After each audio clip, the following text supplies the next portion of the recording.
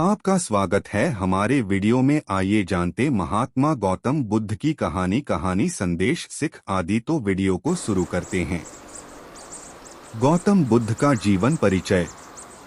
अनिरुद्ध जोशी। गौतम बुद्ध का जन्म ईसा से 563 साल पहले जब कपिलवस्तु की महारानी महामाया देवी अपने नहर देवदह जा रही थीं, तो रास्ते में लुम्बिनी वन में हुआ। यह स्थान नेपाल के तराई क्षेत्र में कपिलवस्तु और देवदह के बीच नौतनवा स्टेशन से 8 मील दूर पश्चिम में रुक्मिंदेई नामक स्थान है, वहां आता है, जहां एक लुम्बिनी नाम का वन था। उनका नाम सिद्धार्थ रखा गया। उनके पिता का नाम शुद्धोदन था। जन्म के 7 दिन बाद ही मां का देहांत हो गया।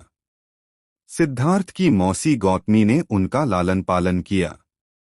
सिद्धार्थ ने गुरु विश्वामित्र के पास वेद और उपनिषद तो पढ़े ही, राजकाज और युद्ध विद्या की भी शिक्षा ली।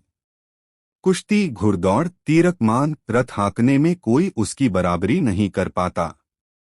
सिद्धार्थ के मन में बचपन से ही करुणा भरी थी। उनसे किसी भी प्राणी का दुख नहीं देखा जाता था। यह बात इन उदाहरणों से स्पष्ट भी होती है। घुड़दौड़ में जब घोड़े दौड़ते और उनके मुंह से झाग निकलने लगता, तब सिद्धार्थ उन्हें थका जानकर वहीं रोक देते और जीती हुई बाजी हार जाते थे। खेल में भी सिद्धार्थ को खुद हार जाना पसंद था, क्योंकि किसी को हराना और किसी का दुखी होना उनसे नहीं देखा जाता था। एक समय की बात है, सिद्धार्थ को जंगल में किसी शिकारी द्वारा तीर से घायल किया हंस मिला। उन्होंने उसे उठाकर तीर निकाला, सहलाया और पानी पिलाया। उसी समय सिद्धार्थ का चचेरा भाई देवदत्त वहां आया और कहने लगा कि यह शिकार मेरा है, मुझे दे दो। सिद्धार्थ ने हंस देने से मना कर दिया और कहा कि तुम तो इस हंस को मार रहे थे, मैंने इसे बचाया है। अब तुम ही बताओ कि इस पर मारने वाले का हक होना चाहिए कि बचाने वाले का।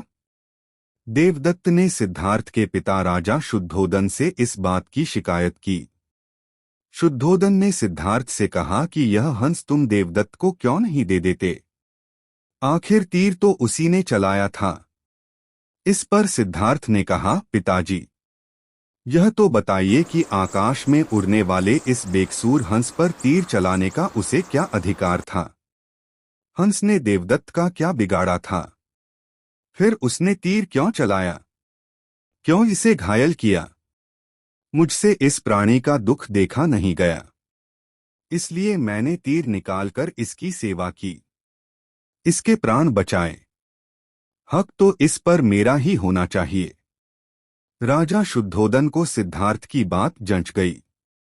उन्होंने कहा कि ठीक है, तुम्हारा कहना, मारने वाले से बचाने वाला ही बड़ा है, इस पर तुम्हारा ही हक है। शाक्य वंश में जन्मे सिद्धार्थ का 16 वर्ष की उम्र में दंडपाणी शाक्य की कन्या यशोधरा के साथ हुआ।